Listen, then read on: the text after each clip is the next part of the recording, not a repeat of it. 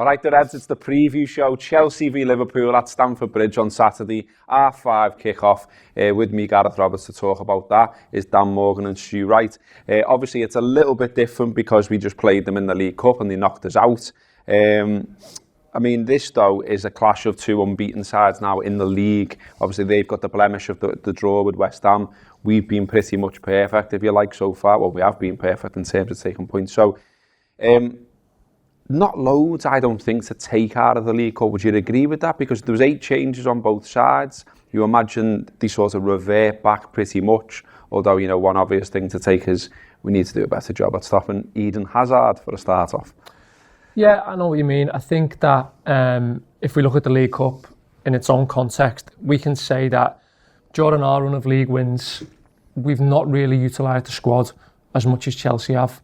So there was more of their lads last night with games in the legs than we had. So completely rusty from us, completely lacking in match practice, which the manager touches on, and match fitness, which is to be expected. So no, I don't think we can take a lot of last night into Saturday, into tomorrow. But I think that there's things Liverpool can work on in terms of shape around what Chelsea do, and in little things that they do in terms of trying to get the ball into the front players, switching the play. They're very vertical now under Sarri.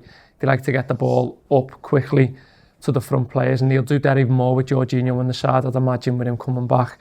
So Klopp's got to, you know Klopp, he's meticulous, and he, you know, he'd be neglectful if he wasn't, but I'd imagine he'd had a plan for Chelsea in the league long before he had one for Chelsea in the Cup. I mean, Stu, I thought what was interesting about what Chelsea did the other night, and, you know, because this comes more from the manager and from an attitude type perspective rather than maybe who's on the pitch, is that there was a fast start from Chelsea and they were in our faces, and, you know, it was obviously a thing to start fast, I thought, which was interesting, I thought, because that's been a tactic of Liverpool's, because if you look at the stats, no side that scored more first half goals than Liverpool in the Premier League, 10, level with City. And Liverpool are also the only side not to concede in the first half of Premier League games so far. So it seems to me that that is a thing. And equally, it seemed to me it was a thing the other night from Chelsea to start fast, get in Liverpool's faces, and not maybe show Liverpool the respect that they've had in some other games. And they're now at home, obviously first choice 11s and all that kind of thing. But do you expect to see something similar from Chelsea in terms of a fast start from them and not sort of bowing down to the way Liverpool play, if you like? I don't know, because I think them not showing the respect to Liverpool that perhaps we expected was more to do with the fact of it was a back five from a year ago. Yeah. You know, so it was a back five that, to be honest with you, didn't deserve that respect that we've earned this season. It was a back five that we've long since moved on. And the one thing that I took from the game really was, you know, Jesus, we haven't half moved forward. We haven't half improved that defence and that shape. And I think it was only natural really for them to make a fast start and to test us really at the back. And also there was you know, the changes in midfield. We've got 2 new lads in there as well, and you know what we saw was we were wide open. You know, we weren't compact as we normally would be, and that's inevitable, isn't it? When you've got 2 out of the 3 in there who aren't used to playing in this system. So when you've got that combined with a back 4 who were a bit more hesitant, not as much on the front foot, playing a bit deeper, gaps everywhere, and you've got a goalie who doesn't like coming off his line as much and sweeping up. I think the sensible thing to do yesterday for Chelsea was to come straight at us, which they did. I think it'll be very different on both sides come Sunday. You know, I think they will, even if they don't start that way, I think very quickly in the game they'll realise that they will need to treat our midfield and back five with more respect, because I think they'll get less out of us. Yeah. And I think Van Dijk's presence back in there and the return of the fullbacks in particular as well will help us escape and get you know, up the pitch and allow us the potential to do a lot more damage than what Moreno and Klein were giving us the potential to do the other day. So I expect it to be Chelsea to very quickly in the game have to be somewhat more cagey than they were at Anfield, despite the fact they're going to be the home team. I mean, what we saw there the other night, and Stu's touch on it, is that, you know, you didn't see the partnerships, the understanding, everyone being, you know, really rigidly knowing what they're doing basically on the pitch. I mean, we've said that before on these shows that when you look at where Liverpool are on the pitch across the games they've played in the league, they all know what they're doing. They're all well drilled. The other night, it was complete opposite, wasn't it? You didn't feel like Liverpool had control of the match really at any point. They were up and down, and there was sort of half an hour or so where they play all right. But that control aspect, I mean, when we've been watching Liverpool this season, I think that's one of the real plus points. They felt in control so often. Even when the other side are attacking, they haven't created great chances and things like that. And it's because you feel, the back four, the goalie, all know what each other's doing. Further forwards, you've seen, despite all this weird fuss about our front three, Mane and Salah have created 10 chances for each other, which is more than any other partnership in the league. So there isn't a problem with understanding. You're not saying this side needs to grow. It's all right, it's settled, it's ready, it's won 6 out of 6. Yeah, there's a few examples, isn't it? Over the past week, you've got Shaqiri getting hooked against Southampton due to shape, if what we think now is that. I think the other night, you've got the example of Milner more than anyone else, who has a wretched first 45, because he's running around trying to put fires out all over the place, and he's screaming at people, he's bollocking at people, telling them to get in and do the things that he's expecting his other teammates to do. And I think you're completely right that it's such... I think if you're Paris Saint-Germain a couple of weeks back, you get that Liverpool team sheet and you go, beat these. You don't account for what a well-oiled team they are, what a well-oiled unit. And in many ways, that's harder to come up against than 2 brilliant individuals. So I think there's loads to take. And it was interesting the other night. I was touching on it pre-season. I was saying pre-season how hard it is to be Nathaniel Clyne now, because you've spent a year out and you've come back to a unit that is completely evolved past the one that you previously played in. And the problem Clyne's got now is that everyone always bangs on about Clyne and his 7 out of 10. Clyne's 7 out of 10 is now Trent's 5. And they're the levels that have been moved up. And I think, just touching on it as a squad thing, I wouldn't worry too much. I think it's unfortunate that gang of players don't get to have any more games together and to get the match and the rhythm ticking over the way they ordinarily would if they had the League Cup. But I think if one of them, maybe even 2 of them, were to come in, if something was to happen, I think they would be all right. We'd be all right. Yeah, I wrote something similar today, saying the same, that you're not going to see from now on in really 6, 7 or 8 changes again. It's going to be 1, 2 or 3. And in that circumstance, probably the rest of them get the 1, 2 or 3 through it.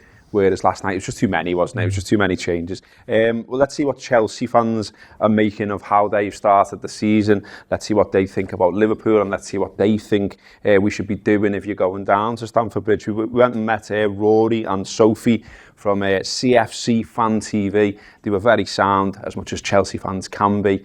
So here's the section with them. Stamford Bridge then. Last season, Liverpool lost here. And I remember Jurgen Klopp wasn't very happy about that. Why would he be? But the reason was that Liverpool played quite well here. Remember Sadio Mane had a couple of chances, but eventually Giroud scored. They won 1-0. And the 2 times before that as well, we've done all right, haven't we? There was the one where Henderson scored an absolute belter. Time before, which is sandwiched, I think, between a couple of 1-1 draws at Anfield, is the one where Coutinho scored. So we've done all right, not too bad here recently. Obviously the last one was a defeat, but this time we'll be looking for something better. And we've been out and about today around here, spoke to a couple of Chelsea fans. We've asked them what they think of Liverpool, we've asked them what they think of Chelsea, we've asked them what they think of this idea of a rivalry between the 2 clubs. And also we've asked them, where should we eat and drink around here? Where's good? So where's that? My name's Rory Jennings and I'm with CFC Fan TV. My name is Sophie and I am from CFC Fan TV. Welcoming Liverpool to Stamford Bridge is one of the highlights of the season. It's something that I've always looked forward to, and actually as a kid, you have a moment where you fall in love with the game, and at that point you become a football man for life. You never look back. For me, that happened. It was a game against Liverpool. We played you in the FA Cup. It's a year we won it. So the game was in 96, it was on the 97 run, and we were 2-0 down at half time. We made a substitution, Mark Hughes came on, we ended up winning the game 4-2, Gianluca Vialli scored 2 and I think Zola scored another one. And the Stamford Bridge that day, I can remember I was seated on the benches, so it's a very different place now, but you used to have just rows of concrete slabs, and it was a fiver. It was a fiver sit on a concrete slab that was kind of marked out with paint. And that day, having been 2-0 down and been so deflated, to then win 4-2 against, magnificent Liverpool team. You know, you had Fowler and Collymore and McManaman. It was a great side. And at that moment, just the sheer joy and exhilaration and the feeling of the crowd, it was that pivotal moment in my life that I fell in love with the game and never looked back, really. Other moments at Stamford Bridge have been good. We obviously had, I was young at the time, but we had the playoff. Well, it wasn't, but it was effectively a playoff. Yeah. Jesper Gronkier and I think Desai scored for us. And actually that, with a bit of hindsight, kind of felt like a bit of a pivotal moment, that, because we won that game, we entered the Champions League to your expense, and Abramovich wanted to buy a club in the Champions League and bought Chelsea, and you know, that was such a defining moment in the landscape of world football, not only for Chelsea, but just the way that the Premier League has been comprised. So that was obviously huge. Yeah, Jesper Gronkier has written his name in the stars.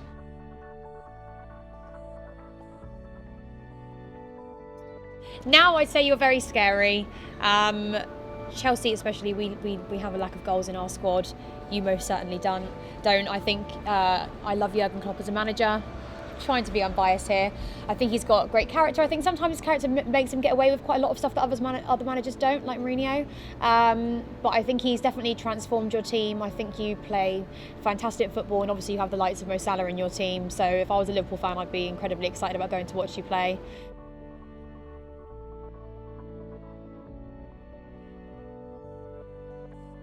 I think he's done incredibly well. I think it's very difficult when you come into a team, it's not your team, but you come in and you've got a blueprint to completely rejuvenate the way that a team play football.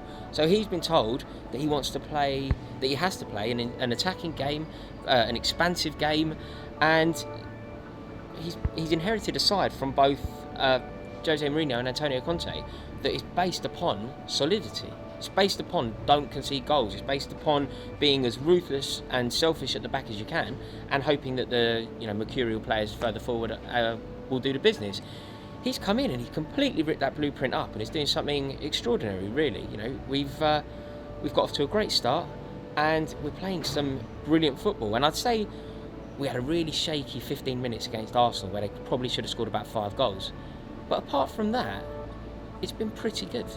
And yeah, I feel like getting a bit ahead of myself here, and I imagine I'll be staying out the comments of this video, but starting to dream that we could be challenging. Earlier, before we kicked a ball this season, I was thinking top 4 and a trophy would be the dream. Top 4 I'd settle for. Anything other than that's a failure. I'm starting to actually now think, can we do it? Can we challenge for this league?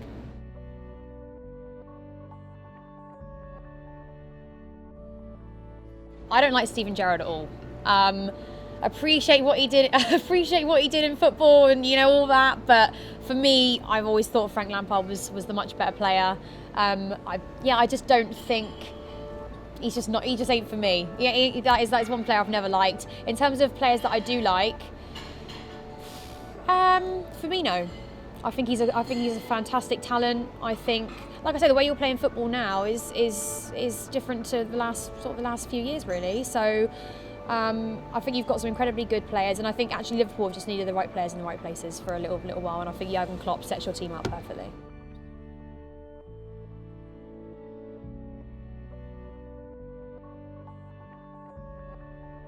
It's a hostile one, and I say that with positivity. I think that football has I think it's good when there is a bit of an atmosphere in the ground and an atmosphere on the streets.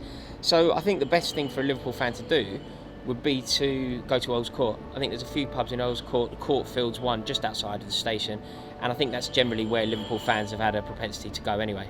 So I think if they just get the tube to Earls Court, mob up and head in. Nice one to Rory and Sophie there. I thought that was a really interesting section. Something we touched on there, I just want to do it briefly, is this idea of Chelsea-Liverpool rivalry. And I think there's a stat going around that we've played each other more in a certain amount of time, more than any other club, because of the Champions League and Cup games and all the rest of it. Do you buy into it? I think it was relevant at a place in time from around 04 to 08. You had the whole Benitez Mourinho thing, but it also stood for a lot of social values, I think, in many ways. It was the idea of the North versus the South, you know, the capitalism versus the social class. It had loads of that undertone to it as well, which I think it was there. I think it was relevant. I think in the past few years, if we're all being honest, we've not really been any of Chelsea's business in certain ways. I think they've had a funny few years where they're almost a club epitome of Martin Skrtel, where they have one good season followed by one bad. But unfortunately for us, it looks like they're going to have another good one this season. So, listen, they're just, I mean, they're a good side. They've always been well backed. They've always had big squads with what they've done around FFP and the way they've built squads and sent players out on loan down the years.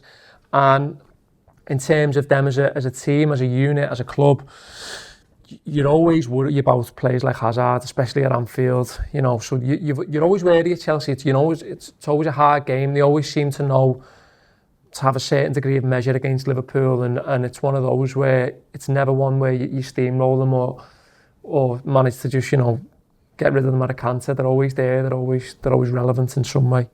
Well, let's talk about the Reds now. I feel like we've done enough Chelsea here. Come on, let's talk about the Reds. So, last 5 at the Bridge, we got beat 2-1 in 2013. We drew 1-1 in 2015.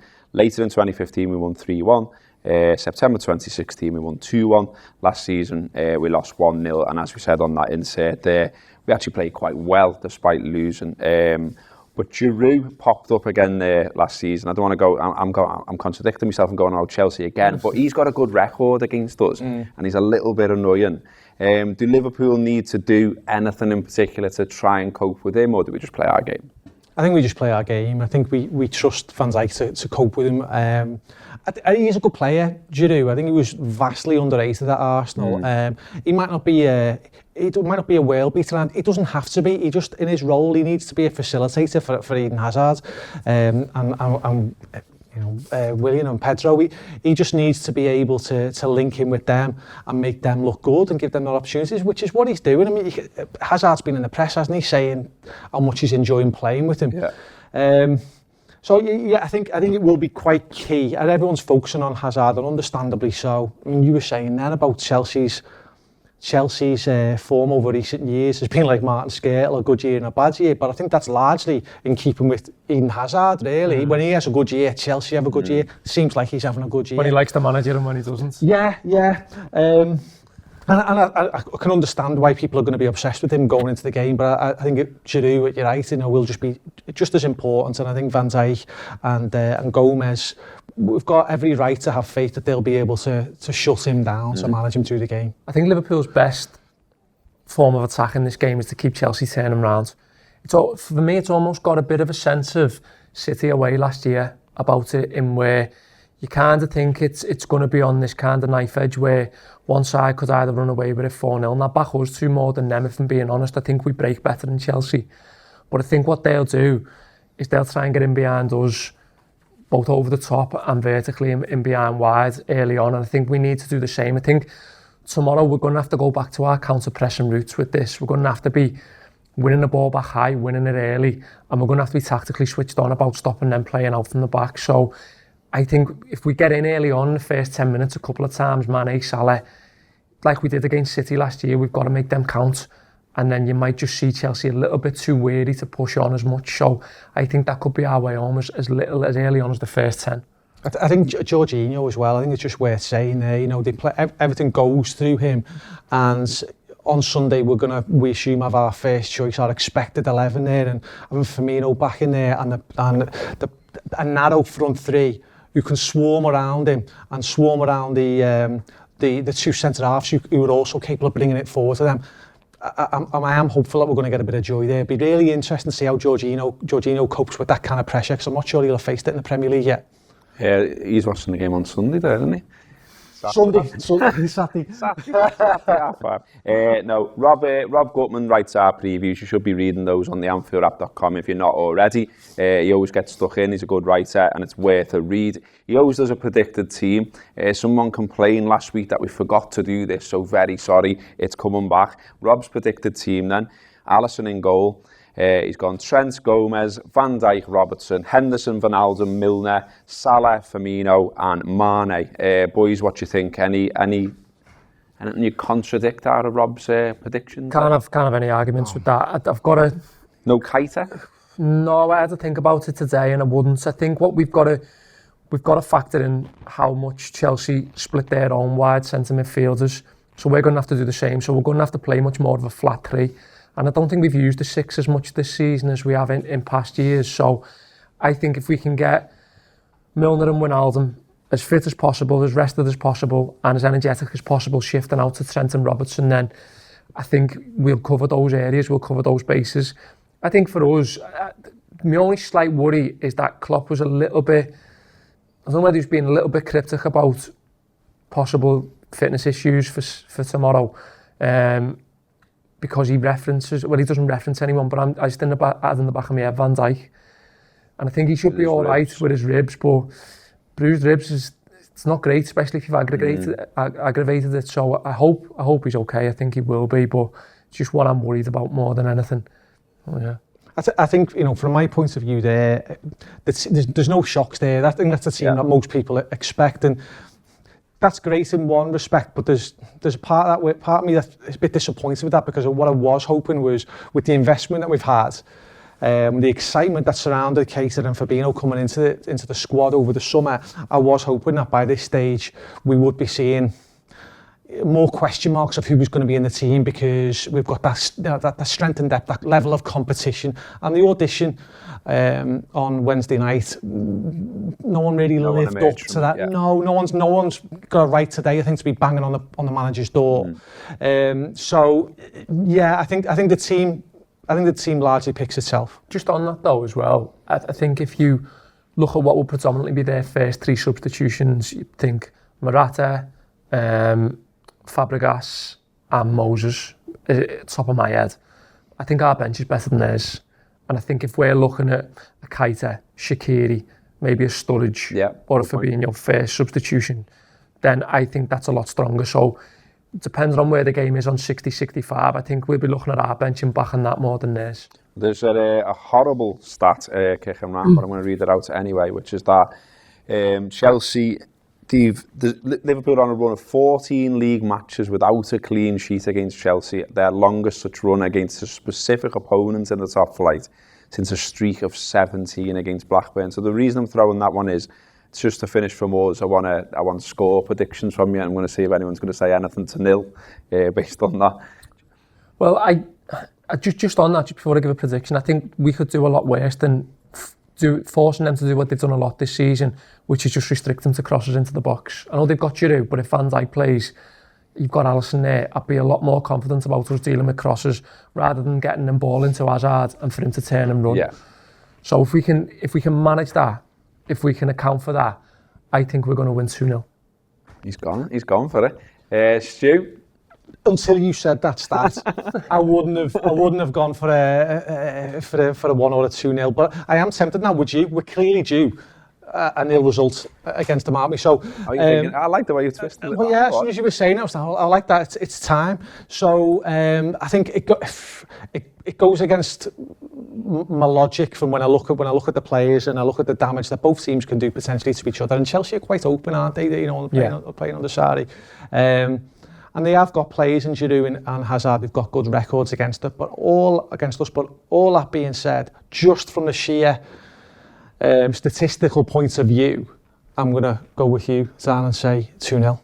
I'm liking it, boys. Okay, well, if you want more on this game... Did we just do that? if you want more on this game, minus the fist bumps, there are loads of podcasts around this game. There is the Friday show, the Weekender. There will be a team talk show. All of that available if you subscribe to Talk Player. If you want to get involved in that, go to the AnfieldWrap.com, have a look. It explains it there, what it is, and how you can get involved and pay £5 a month and get more podcasts than you could ever want. That's been the preview show, and it ends this week with Neil looking at the tactics. Football is a numbers game. That's what we say to ourselves. We act like formations tell the story. 4-4-2 means this, 4-5-1 means that.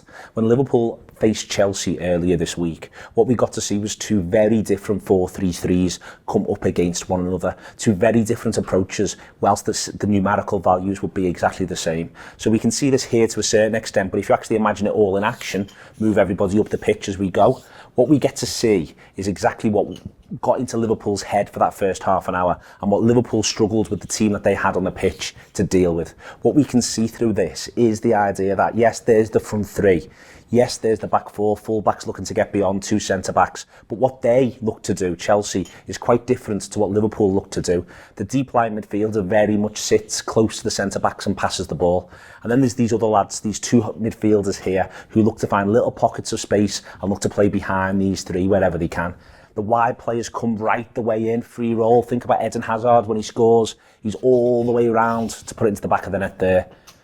That's what Liverpool are up against and what Liverpool have got to begin to put a plan together as to how to deal with. But they've got all the data, they've got all the information from the other night, because I would say that Chelsea's second string executed their plan at their best, better than Liverpool's second string managed. So what that means is that Jurgen Klopp, they can look at the videos from previous Chelsea games, they can look at the video from that one, and they can say to themselves, yes, we got this one, we can do this one, and that's what we're going to have to work out. But look for a lot of this, nicking the ball from the back behind these with these midfielders just making Liverpool answer questions. I was impressed with Chelsea because they posed Liverpool questions. The thing we need to know, the thing we find out on Saturday night is, do Liverpool have the answers?